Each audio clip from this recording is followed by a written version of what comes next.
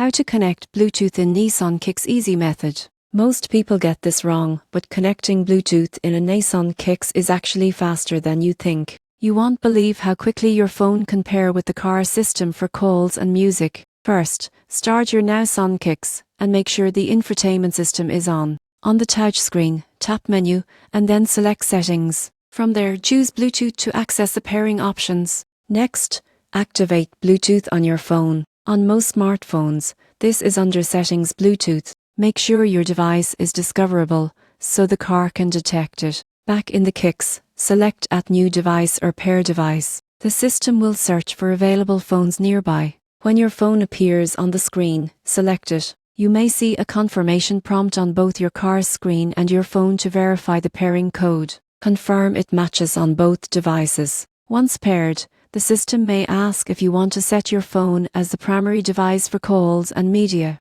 Accept if you want automatic connections in the future. You can also adjust settings like syncing contacts and recent call history for convenience. Finally, test the connection. Play a song or make a call to ensure audio routes through the car's speakers. If you experience lag or connection issues, try restarting your phone or clearing old Bluetooth connections in the car. In conclusion, connecting Bluetooth in a Nissan Kicks involves accessing the infotainment settings, enabling Bluetooth on your phone, pairing the devices, confirming the code and testing the connection. Follow these steps and you'll enjoy hands-free calls and music without hassle.